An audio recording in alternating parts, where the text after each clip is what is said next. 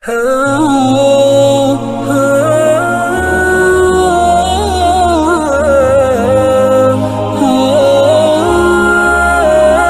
حضرة النبي صلى الله عليه وسلم وآله الكرام وأصحابه الكرام شكر لله لهم الفاتحة. أعوذ بالله من الشيطان الرجيم. بسم الله الرحمن الرحيم.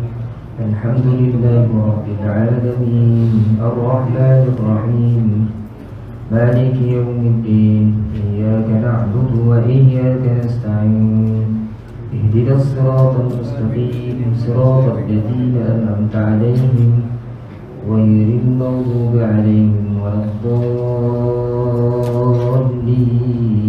آمين.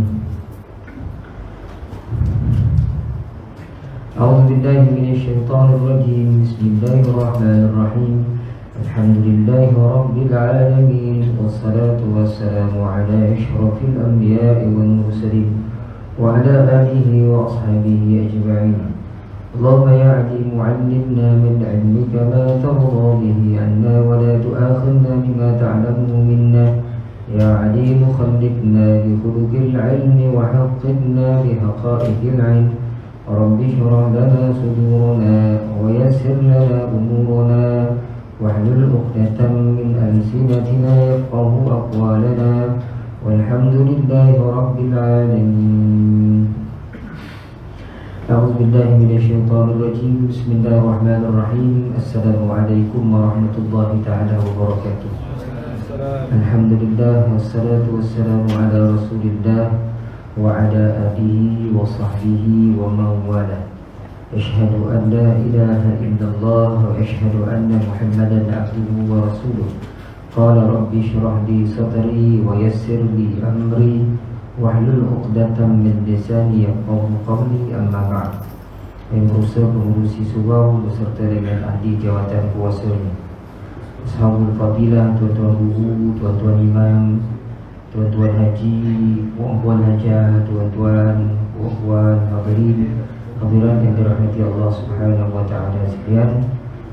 Alhamdulillah tuan-tuan, seperti biasa kita sama-sama panjatkan syukuran hadirat Allah Subhanahu wa taala yang masih lagi memberikan kepada kita nikmat yang banyak, nikmat kesihatan, nikmat keselamatan. Dan dalam keadaan ada di kalangan saudara-saudara kita diuji merebaknya COVID-19, ramai yang meninggal dunia, ramai yang sakit, ramai yang masuk hospital, tapi kita masih lagi selamat. Lepas COVID datang pula banjir, ramai yang hilang terbenda, banyak berlaku kerosakan rumah, nyawa dan sebagainya. Kita masih lagi selamat. Sebab itu kita kena syukur pada Allah Subhanahu wa taala. Mudah-mudahan dengan bersyukur pada Allah Subhanahu wa taala itu, Allah taala sentiasa memelihara kita dan sentiasa insya-Allah memurniakan kepada kita nikmat-nikmatnya insya-Allah. Mudah-mudahan, Allahumma amin. Jadi malam ni tuan-tuan, kita teruskan kuliah tafsir kita. Minggu lepas tersilap, kita sebenarnya sedang menguraikan suratul Mulk sebenarnya. Jadi kita baca 2 ayat, lepas tu minggu lepas saya dah lupa, saya pergi baca surah Baqarah kan. Malah imam kat saya sibak tersilap. Jadi malam ni kita sambung balik surah Al-Mulk. Itu hari kita sampai pada ayat yang kedua. Hari ini tuan-tuan insya-Allah kita tengok ayat yang ketiga. Kita bermula dengan ayat yang ketiga dan seterusnya insya-Allah. Kita baca sama-sama tuan-tuan. Ayat 23 dah ya. A'udzu billahi minasyaitonir rajim. Bismillahirrahmanirrahim. Alladzi khalaqa sab'a samawatin tibaqa ما ترى في خلق الرحمن من تفاوت فارجع البصر هل ترى من فطور ثم ارجع البصر كرتين ينقلب إليك البصر خاسئا وهو حسير ولقد زينا السماء الدنيا بمصابيح وجعلناها رجوما للشياطين وأعتدنا لهم عذاب السعير وللذين كفروا بربهم عذاب جهنم وبئس المصير إذا ألقوا فيها سمعوا لها شهيقا وهي تفور تكاد تميز من الغيظ كلما ألقي فيها فوج سألهم خزنتها ألم يأتكم نذير قالوا بلى قد جاءنا نذير فكذبنا وقلنا ما نزل الله من شيء إن أنتم إلا في ضلال كبير صدق الله العظيم. Ayat yang ke-3.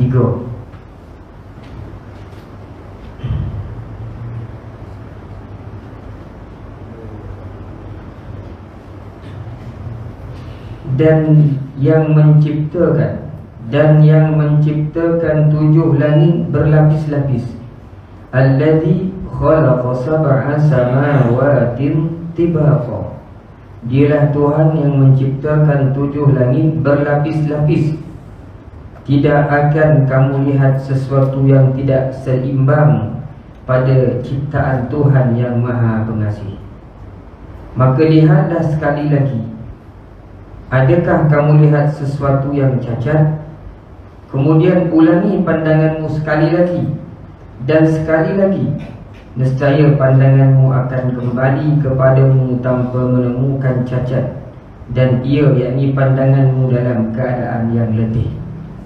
Dan sungguh telah kami hiasi langit yang dekat dengan bintang-bintang, dan kami jadikannya yakni bintang-bintang itu sebagai alat pelempar syaitan, dan kami sediakan bagi mereka azab neraka yang menyala-nyala. Surah Al-Mulk ayat 3 sampai ayat 5, tuan-tuan. Baik tuan-tuan, kita tengok ayat nombor 3 dulu. Iaitu Tuhan yang menciptakan 7 langit berlapis-lapis. Tibaqa tu berlapis-lapis. Tidak akan kamu lihat sesuatu yang tidak seimbang pada ciptaan Tuhan yang Maha Pengasih. Maka lihatlah sekali lagi, apakah kamu lihat sesuatu yang cacat. Jadi dalam ayat nombor 3 ni, Allah Subhanahu Wa Taala tegaskan bahawasanya langit 7 lapis ni dialah yang menciptakannya.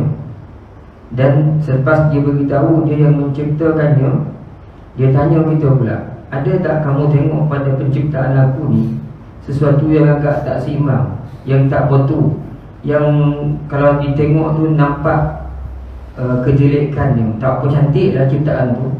Kita tengok ada tak? Kata Allah Ta'ala. Kemudian Tuhan cabar lagi, kita tengok sekali lagi, ada tak kamu tengok pada kejadian langit ni yang cacat pada pandangan kamu? Kan Allah Ta'ala suruh kita tengok langit yang 7. Dia sebut dia cipta langit 7 lapis. Kita nampak langit dunia kan? Sampai ke hari ni ahli sains mengkaji misteri langit ni, tak habis-habis. Makin dikaji makin keluar ada benda baru lagi, ada benda baru lagi, ada benda baru lagi. Kalau kita lihat ke langit ni, Allah Ta'ala suruh lihat, cuba tengok ke atas. Ada tak nampak sesuatu yang rasa macam tak penuh lah, tak berapa cantik? Kalau kita nak katakan langit ni, tuan-tuan, macam apa ni, kain kanvas tempat orang melukis tu, inilah lukisan yang paling cantik yang pernah kita lihat. Bukan sikit-sikit, satu dunia. Kadang tuan-tuan bila kita lihat ke langit, kita tengok langit dekat Bukit Rokan lain orang mana. Pergi ke PD tengok lain lah orang mana. Pergi tempat lain lah orang mana. Banyak orang ini juru gambar ambil gambar langit macam-macam bentuk. Awan yang terbentuk tak tahu. Seolah-olah macam satu lukisan. Cukup cantik. Melambak gambar-gambar langit yang orang ambil yang tunjuk gambar kita. Bagai bentuk awan, macam-macam bentuk. Cukup cantik. Allah Ta'ala suruh tengok. Kau tengok ada tak katanya. Padahal langit itu yang 7 ini Allah disebut oleh Dr. Wahbah Suhaili sini bahawa langit itu 7 langit ni dia sebenarnya dia 7 dan di setiap langit itu terpisah antara satu dengan yang lain. Pisah 7. Tapi tak jumpa pula kita. Ahli sains mengkaji, jumpa nampak border dekat mana. Ini langit pertama ada tanda, langit kedua ada tanda, langit ketiga ada tanda, yang belum ada lagi. Betul. Tapi Allah tak disebut Dr. Wahbah di sini, langit itu sifat dia terpisah antara satu dengan yang lain dan dia bertingkat-tingkat.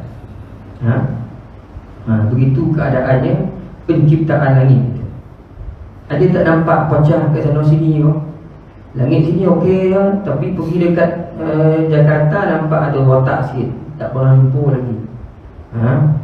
Cantiknya ciptaan Allah Subhanahu wa ta'ala. Allahul ladzi rafa'a as-samawati bighairi 'amadin tarawnaha thumma istawa 'alal 'arsy. Dialah Allah yang mencipta dan mengangkat langit bighairi 'amadin tarawnaha, dengan tidak ada tiangnya. Kamu lihat tak ada tiang langit tu. Hebatnya Allah Subhanahu wa ta'ala. Jadi ada banyak ayat-ayat yang menceritakan bahawasanya Allah menciptakan langit ni tak ada tiang. Tak ada tiang. Yang kita nampak hari ni adalah langit dunia. Langit dunia tuan. Tak tahu lagi kalau kita naik, diberikan kemampuan orang naik apa kita pun tak tahu apa yang ada di atas sana. Wallahu a'lam. Begitulah. Dan kita pun tak tahu apa sebenarnya material langit ni. Dalam Quran sebut kabus. Kabus. Makin tinggi kita naik, kita tak menjumpai apa-apa. Kita nampak awan saja. Kalau naik kapal terbang nampak bulat-bulat kan. Sesuatu yang pelik pada pandangan mata kita. Sukar untuk kita nak tafsirkan macam mana Tuhan jadikan langit ni. Cukup cantik tuan. Kemudian ulama menyebutkan di sini Allah Ta'ala suruh kita tengok langit, bukan suruh tengok macam tu je kan. Disebut ni supaya kita mengkaji. Sebab kenapa kaji? Kerana semua makhluk Tuhan adalah merupakan alamat. Alamat tu apa? Tanda-tanda kebesaran Allah Subhanahu wa ta'ala. Betul ahli sains bila dia kaji langit ni disebut langit ni satu ruang kosong, tempat berputarnya planet-planet. Yang kita ngaji sains kan sampai 9 tu saya pun tak tahu nak sebut 9 planet tu. Yang kita tahu yang saya boleh sebut Pluto, Marikh, Mushtari, lagi Zuhal, Saturn, betul tak tu? Apa lagi? Uranus. Ada itu lah bunyi-bunyi yang lebih kurang lah. Kalau salah minta maaf lah. Apa lagi dia? Itu lah lebih kurang tu lah. Ada 9 semua kan. Ulama menyebutkan langit ni kata dia tempat hampa gas yang tak ada graviti. Itu tempat berputarnya planet besar yang Tuhan yang Allah Ta'ala ciptakan. Termasuklah bumi yang kita diami. Kata dia begitu. Wallahu a'lam. Itu pandangan-pandangan ulama-ulama kita. Kemudian ayat itu ayat ketiga. Masuk ayat 4 Allah Ta'ala sebut, kemudian ulangi pandanganmu sekali lagi dan sekali lagi, nescaya pandanganmu akan kembali kepadamu tanpa menemukan cacat, dan ia pandanganmu dalam keadaan letih. Allah Ta'ala suruh pandang. Dalam ayat ini maksud karatain, maksud 2 kali. Di sini maka maksud 2 kali. Pandang lagi, pandang lagi, pandang lagi. Kan penggunaan bahasa Arab ni, karatain nak tunjukkan pandang banyak kali kan? Bukanlah itu pandang 2 kali je, tapi pandang banyak-banyak kali. Macam orang tanya kita lah, banyak tu kau makan ni 2 kilo dah saya makan 5. Kau dia tak 2 kilo pun, biji je. Tapi nak cerita banyak tu sebut 2 kilo. Jadi ni sebut 2 kali, sebenarnya nak beritahu pandang banyak kali. Allah Ta'ala sebut, tapi pandang banyak kali, ulang-ulang pandang. Nescaya nanti kata Allah Ta'ala, pandangan kamu itu kembali kepadamu tanpa menemukan cacat, dan pandanganmu dalam keadaan letih. Pandang banyak kali pun carilah, carilah kat mana-mana sudut yang kita rasa tak apa rapat lah, penciptaan ni tak apa cantik, kamu tidak akan dapat, kita tak akan dapat jumpa sesuatu yang cacat pada penciptaan Allah Subhanahu wa ta'ala. Dan kalau kita ulang-ulang pandang, yang ada akhirnya nanti adalah keletihan, letih kita.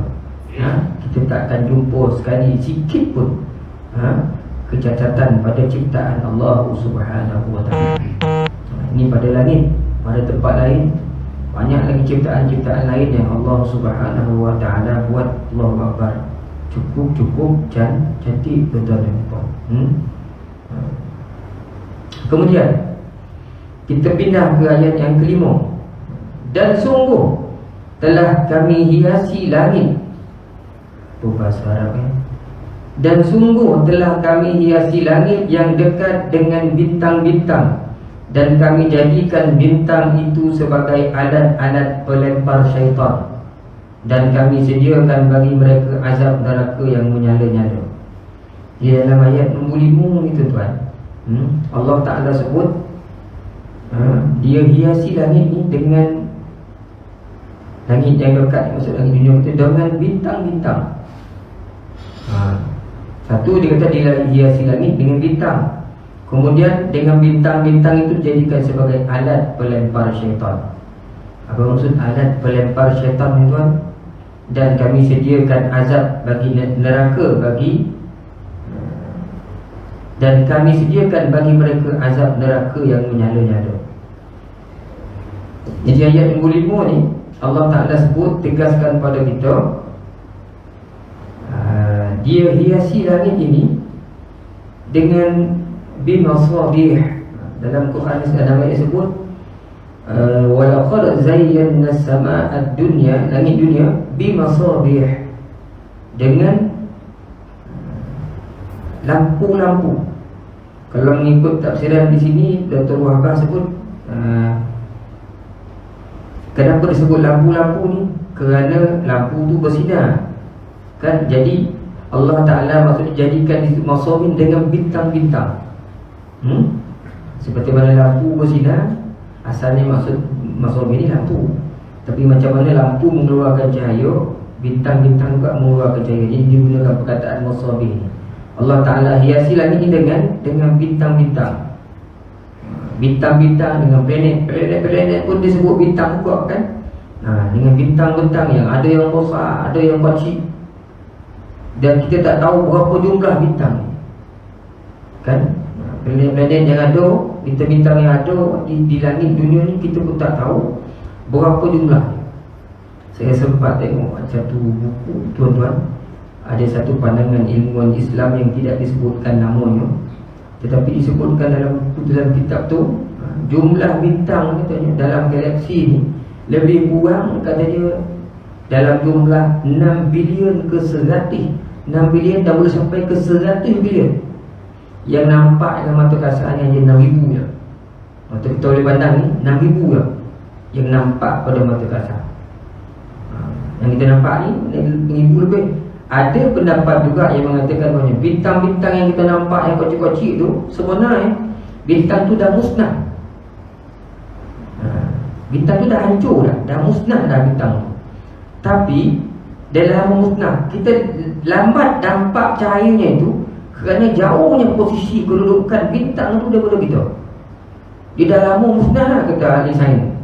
Kemudian cahaya tu lambat sampai kita kerana jauhnya. Itu ada pandangan. Itu yang dicatat oleh Profesor Uri Shihab. Saya suka baca buku-buku dia bila dia cerita tentang kejadian-kejadian Tuhan kan. Kata dia dalam tu, bintang-bintang tu ada pandangan oleh ilmuwan Islam, kata bintang tu dah mustah, dah hancur dah, tapi cahaya baru sampai pada kita. Sebab apa? Kerana jauhnya kedudukan. Dan bahkan ada disebutkan Bintang yang paling dekat dengan kita pun, cahaya tu nak sampai ke sini ambil masa 4 tahun baru sampai cahaya dekat kita. Betul je? Jadi Allah Ta'ala hiasi langit tu dengan bintang-bintang yang pelbagai, yang besar, yang kecil, yang dekat, yang jauh dengan kita, tuan-tuan. Masya Allah, kita pun tak tahu berapa jumlah taburan bintang ni yang kita nampak macam kelip-kelip. Banyak sebenarnya. Itu yang kita nampak dengan mata kasar kita. Yang tersembunyi yang kita tak nampak, tak dapat kita nak cerita dekat sini. Itu antara pandangan-pandangan ilmuwan kita yang mengkaji dalam bidang astronomi lah, bintang, kaji bintang ni kan. Kemudian disebutkan di sini bintang-bintang itu Allah Ta'ala jadikan dia sebagai pelempar syaitan. Bintang ni dilempar syaitan. Ada yang sebut bukan bintang itu, tapi meteor kan, bintang-bintang yang dah pecah atau bintang-bintang kecil yang Allah Ta'ala jadikan sebagai pelempar kepada syaitan yang nak mencuri-curi donga. Kalau kita tengok dalam surah As-Saffat apa ada ayat kan, inna zayyana as-samaa ad-dunya bi zinatil kawakib. Kami hiasi langit dunia ini dengan apa ni? Dengan bintang-bintang. Wa hifdhan min kulli syaitanin marid. Allah Ta'ala pelihara daripada syaitan yang dia mengintai-intai nak dengar. La yasma'una ila al-mala'il a'la wa yuzafuna min kulli janib. Jadi syaitan nak minta-minta nak dengar-dengar ni, dia dibanding dengan bola api, dengan bintang-bintang. Sebab tu orang tukang-tukang sihir ni dulu mereka ada kekuatan kerana syaitan-syaitan ni membisikkan pada mereka, kan, beritahu macam ni. Kita tak tahu pokok syaitan-syaitan yang mengapa ni, mencuri-curi donga ni. Arahan-arahan Allah pada para malaikat ini kita tahu. Tapi lepas naik-naik syaitan ni semua dilontar-lontar dengan bintang, dengan meteor, untuk mengelakkan mereka daripada mencuri donga, berita-berita dari langit. Lepas tu kadang ahli dukun-dukun ni dia kata apa benda pun, ada syaitan-syaitan belaan dia sebagainya yang membantu dalam urusan itu. Jadi bintang ni sebagai pelempar untuk melempar syaitan yang mencuri-curi dengar berita dari langit. Al-Imam Qatadah rahmatullah alaihi menyebutkan Allah Ta'ala cipta bintang ni untuk 3 hal, dia kata dia. Untuk 3. Siapa yang menafsirkan ayat, mentakwilkan ayat selain daripada 3 ni, kata dia orang itu sebenarnya takwilan dia, tafsiran dia adalah tafsiran peribadi dia, kata Imam Qatadah. Yang bukan daripada ilmu dia, itu ditakwil sendiri, tafsir sendiri. Berdasarkan Quran, kata Imam Qatadah, Allah Ta'ala cipta bintang ni untuk 3 hal. Pertama, bintang seperti mana disebutkan tadi, sebagai alat hiasan langit, menghiasi langit. Cantik terang benderang dengan hiasan bintang-bintang berkelip-kelip. Satu sebagai hiasan, kata Imam Qatadah. Yang kedua, bintang ini Tuhan cipta untuk melempar, alat melempar syaitan yang mencuri-curi donga.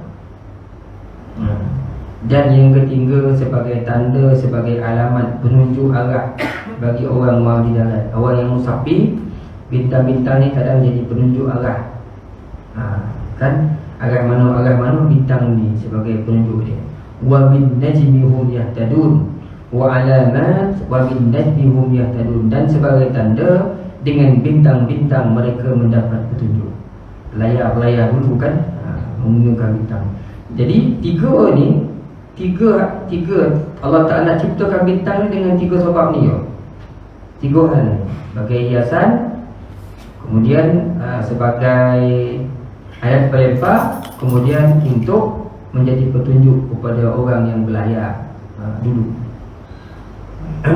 Tunjuk kepada orang-orang yang berlayar di laut untuk melihat arah. Di sini ada dijelaskan di sini dalam Quran, dalam tafsir ini dituliskan ayat dalam surah Saffat yang saya bacakan tadi. Inna zayyana as-samaa ad-dunya bi zinatil kawakib. Sesungguhnya kami telah menghias langit dunia yang terdekat dengan hiasan, iaitu bintang-bintang. Wa hifdhan min kulli syaitanin marid. Dan kami telah menjaganya dari setiap syaitan yang durhaka. La yasma'una ila al-mala'il a'la wa yughzafuna min kulli janib. Mereka, syaitan-syaitan itu tidak dapat mendengar perbicaraan para malaikat, dan mereka dilempari dari segala penjuru. Mereka dilempar. Duhuran walahum azabun wasib. Untuk mengusir mereka, dan mereka akan mendapat azab yang kekal. Illa man khatifal khatafata fa asba'ahu shihabun thaqib. Kecuali syaitan yang mencuri pembicaraan, maka dikejar oleh bintang yang menyala. Dan dalam apa ni, pandangan ulama-ulama kita, maknanya cerdik pandai dalam bidang astronomi ni, bintang yang paling panas sekali tentulah dia warna biru, kebiru-biruan. Tapi matahari tu lebih biru warna kuning. Mana ada lagi yang lebih panas, ada yang lagi lebih panas. Kecil besar bintang ni wallahu alam, kita tak nampak. Yang kita nampak ni lah yang ada ni, kan? Matahari tu bukan warna biru, dia warna kuning. Dan ulama-ulama kita menyebutkan, yang pakar dalam bidang astronomi ni, panas tu, kadar panas matahari tu, yang paling panas adalah yang warna biru. Yang paling panas adalah warna biru. Dulu saya ingat lagi, bila apa tu, angkasawan Amerika, apa nama angkasa yang naik meletup tu, apa nama tu? Apollo bukan Challenger kan, yang naik roket tu. Masa tu cerita berapa kan, orang buat kajian, jet tu, roket tu meletup kerana ada satu cahaya kuning tepat tuju ke tangki ampergas apa ni, roket ni, sampai roket tu meletup. Saya ingat masa tu cerita berapa, saya baca lah, ada pandangan-pandangan surat khabar masa tu lah. Mana ada ustaz-ustaz kita yang bagi gambaran. Itulah bukti kesombongan manusia yang tak puas hati. Dia nak bantai mereka lah pandangan ustaz tu. Maka dia naik dengan sombongnya ke atas, maka Allah Ta'ala lempar dengan bola api yang semua tu. Ada yang pandangan macam tu. Saya masih ingat lagi ketika itu. Masih ingat lagi ketika itu. Kalau dalam perubatan pula, kuning-kuning ni katanya, benda yang naik ke langit, syaitan sebagainya, selain daripada jin, dia akan dilempar dengan api kuning. Allah Alam, ini ada pandangan begitu. Tapi kalau jin, dia lempar dengan api biru. Tak tahu mana datangnya, tapi itu adalah pandangan.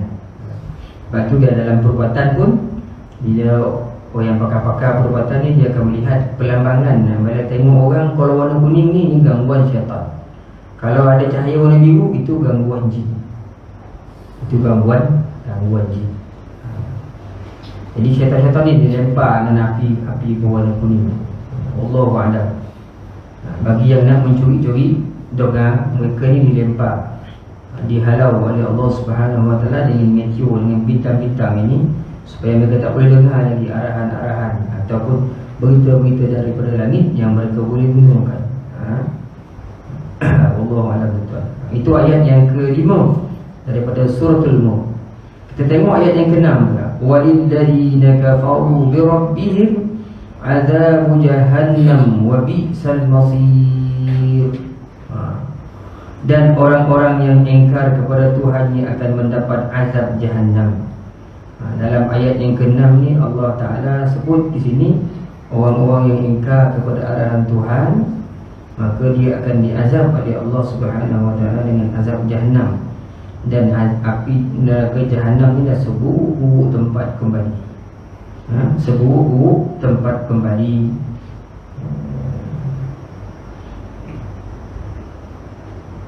Artinya dalam ayat nombor 6 ni ditafsirkan di sini, iaitu Allah Ta'ala sediakan siksa neraka jahannam untuk orang yang ingkar kepada Tuhan. Orang yang ingkar termasuk juga daripada jin, daripada jin, manusia dan jin. Jin-jin ni pun ada yang agama, ada yang Islam, ada yang kafir. Manusia jin. Sebab itu dalam Quran disebut dipenuh, disumbat neraka jahanam itu dengan jin dan manusia. Masing-masing ada tanggungjawab. Kita ada tanggungjawab, jin pun ada tanggungjawab, dia penuh sosial. Kemudian Allah Ta'ala sebutkan ayat-ayat berikut ni, kalau tuan-tuan tengok, idza ulqu fiha sami'u laha takadu tamayyazu. Ini adalah sifat-sifat neraka jahanam tu. Allah Ta'ala sebutkan 4 sifat neraka jahanam yang disediakan kepada orang-orang yang kafir, orang yang ingkar dengan Allah Subhanahu wa Ta'ala. Jadi disebutkan ada 4 sifat.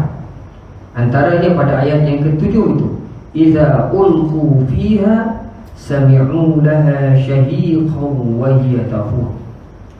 Pertama, apabila orang-orang yang bersalah, orang yang ingkar dengan Tuhan ni dilemparkan dalam neraka, mereka akan dengar suara neraka yang mengerikan. Sami'u laha, makna mereka dengar suara syahiqan wa hiya tafur. Neraka tu makhluk Tuhan ciptakan. Orang-orang yang dilempar dalam neraka ni besok dia akan dengar suara neraka yang mengerikan, dan dia akan dengar neraka tu mengelogak. Maknanya bila orang dilempar dalam api, dia dengar mengelogaknya neraka tu, dia dengar bunyi neraka yang mengerikan. Macam bunyi kayu api yang lempar api besar korang makan, begitulah. Ada pula disebutkan sini juga seperti suara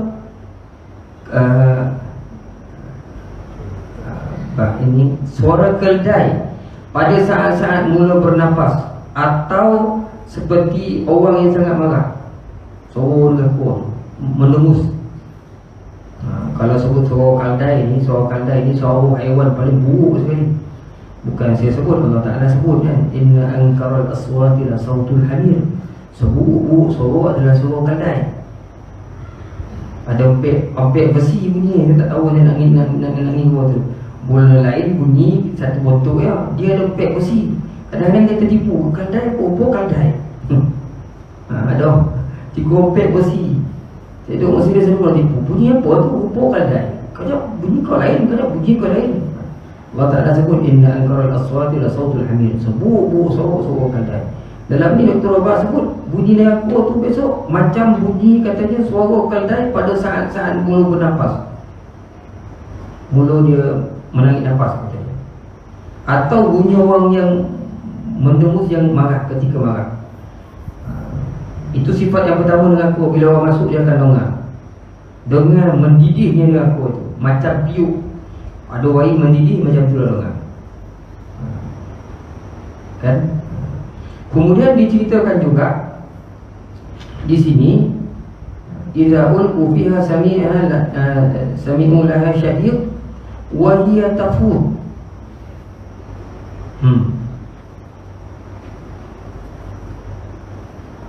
Hampir dia meletup kerana marah. Kemudian neraka tu hampir-hampir dia pecah sebab marahnya pada orang yang menderhaka kepada Allah Ta'ala ni. Bila lempar orang, dia marah, hampir-hampir dia meletup. Hampir-hampir neraka tu terpecah kerana terlampau marah kepada manusia yang ingkar pada Allah Subhanahu wa Ta'ala, pada orang kafir ni. Orang kafir ni Allah Ta'ala marahnya neraka tu sampai dia hampir pecah. Kemudian disebutkan lagi sifat neraka tu, setiap kali sekumpulan orang kafir dilempar ke dalamnya, penjaga neraka tu akan tanya, bukankah telah datang kepada kalian seorang utusan pemberi peringatan? Ayat tu kan, bila kullama ulqiya fiha fawjun sa'alahum khazanatuha alam ya'tikum nadhir. Setiap kali orang kafir ni dilempar dalam neraka, penjaga neraka akan tanya, bukan dulu ada orang beritahu kamu peringatan? Kenapa tak ambil peringatan? Bukan dulu ada orang ingatkan kamu? Penjaga neraka ni akan tanya manusia-manusia yang di depan. Pertanyaan itu sebagai satu penghinaan dan cercaan kepada ahli neraka. Macam sini bukan perlu ada dah diberi utusan mengingatkan kamu sebelum sampai hari kiamat ni, yang menakut-nakutkan kamu tentang ancaman neraka semua ni. Jadi pertanyaan tu bukan sebab tak tahu, tapi pertanyaan tu dikeluarkan kerana nak tunjuk, nak menghina atau mencaci orang-orang ahli neraka. Kemudian qalu bala qad ja'ana nadhir. Orang kafir yang dimasukkan dalam neraka itu menjawab, benar, sungguh seorang pemberi peringatan telah datang kepada kami, dan kami katakan, dan kami mendustakannya, dan kami katakan Allah tidak menurunkan sesuatu apapun. Kamu sebenarnya di dalam kesesatan yang besar. Jadi orang-orang ahli neraka ni, bila ditanya dulu kan ada orang beri peringatan, dia jawab, ya dulu ada utusan daripada Allah, ada Rasul, diberi peringatan, dia takut-takutkan kami dengan ancaman ni, tapi kami tak percaya kat dia. Kami dustakan mereka semua ni, kami pelekehkan, kami tak apa dengar lah peringatan, ingatan, nasihat-nasihat dia. Bahkan kami katakan pada mereka tu, kata dia, Allah tidak menurunkan apa-apa pun, dan kamu tak diberi wahyu pun. Masalah-masalah gaib ni kamu tak tahu sebenarnya. Itu sebab Nabi, kebanyakan Nabi Rasul didustakan, dituduh sebagai penyair, penyihir, ahli sihir, macam-macam tuduhan, orang gila. Itu bentuk-bentuk pendustaan daripada golongan kafirun, golongan kafir ni kepada Nabi. Dulu ada kata, ada ingatan tapi kami tak apa dengar benar. Akhirnya dimasukkan oleh Allah Subhanahu Wa Taala ke dalam neraka. Kan akhirnya Allah Subhanahu Wa Taala masukkan mereka semua ni ke dalam neraka Allah kerana keingkaran, kerana kekufuran. Ini cerita orang kafir itu tuan, yang ingkar dengan arahan-arahan Allah Subhanahu Wa Taala. Balasannya adalah Jahannam. Orang-orang yang beriman pula, bukan tak ada masuk neraka, ada yang masuk neraka ni, kerana kesalahan-kesalahan dia. Sebab dah banyak kali kita bincangkan, syurga ni tempat bersih. Orang kotor tak layak masuk syurga. Bahkan kita faham di kalangan kita ada yang berdosa, ada yang banyak melakukan dosa. Nanti akan ada di kalangan orang yang beriman yang terpaksa dicelup dulu dalam neraka Allah Subhanahu Wa Taala untuk cuci, untuk bersihkan dia daripada segala kekotoran-kekotoran, daki-daki, kejahatan, maksiat, dosa-dosa ni, untuk melayakkan dia masuk dalam syurga Allah Subhanahu Wa Taala. Selagi seseorang itu tidak mensyirikkan Allah, pastilah Allah Ta'ala akan mengampunkannya. Tapi walaupun Allah Ta'ala mengampunkannya, kena ingat, neraka tu tempat yang cukup mengazabkan. Biarlah sesaat pun cukup mengazabkan. Sebab itu saya uji hendaknya orang yang beriman yang masih lagi diberikan kesempatan. Macam kita hari ni tuan, umur yang lanjut ni kan, hati-hatilah dengan umur kita. Janganlah kita sia-siakan. Bukan saja orang yang berumur, orang muda pun. Sebab nyawa kita ni tidak bergantung pada tua muda orang. Kita kan sakit atau sihat, semuanya bergantung pada kehendak Allah Subhanahu Wa Taala. Bila dia berkehendak, maka semuanya akan berlaku mengikut kehendak. Sebab itu orang-orang yang beriman sebenarnya sentiasa bersiap sedia. Selagi dia bernyawa, tiap saat dipergunakan sebaiknya.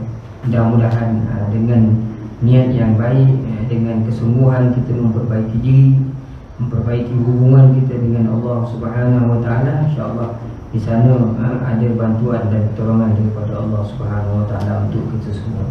Sehingga tuan-tuan cukuplah sekadar itu, kita berhenti pada ayat yang ke 9 ke? Ayat yang ke-9. Kita berhenti pada ayat yang ke-9. InsyaAllah panjang umur kita sambung lagi pada minggu-minggu akan datang pada ayat yang ke-10 insyaAllah. Aku qauli hadza, astaghfirullah li wa lakum. Assalamualaikum warahmatullahi wabarakatuh.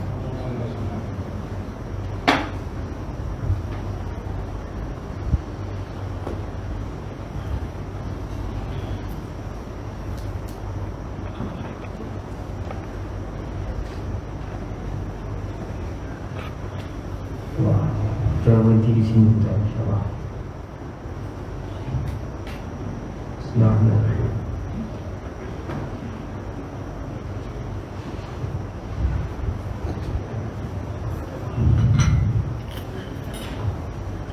Bismillahirrahmanirrahim. Alhamdulillah Rabbil Alamin. Wassalatu wassalamu ala asyrafil anbiya wal mursalin wa ala alihi wa ashabihi ajma'in. اللهم زدنا علما نافعا وارزقنا فهما اللهم ارزقنا فهم النبيين وحفظ المرسلين برحمتك يا ارحم الراحمين اللهم ارزق اولادنا بالنجاح في كل امتحان برحمتك يا ارحم الراحمين اللهم زلل لهم صعوبة امرهم وسهل عليهم مشقة دراستهم وارزقهم من الخير اكثر مما نطلب واصرف عنهم كل شر انك على كل شيء قدير اللهم يا مقلب القلوب ثبت قلوبنا على دينك وعلى طاعتك والحمد لله رب العالمين. تسبيح كفارة من سورة العصر. سبحانك الله وبحمدك أشهد أن لا إله إلا أنت أستغفرك وأتوب إليك. سبحانك الله وبحمدك أشهد أن لا إله إلا أنت أستغفرك وأتوب إليك. سبحانك الله وبحمدك أشهد أن لا إله إلا أنت أستغفرك وأتوب إليك. بسم الله الرحمن الرحيم والعصر إن الإنسان لفي خسر إلا الذين آمنوا وعملوا الصالحات وتواصوا بالحق وتواصوا بالصبر. الله أعلم بالصواب.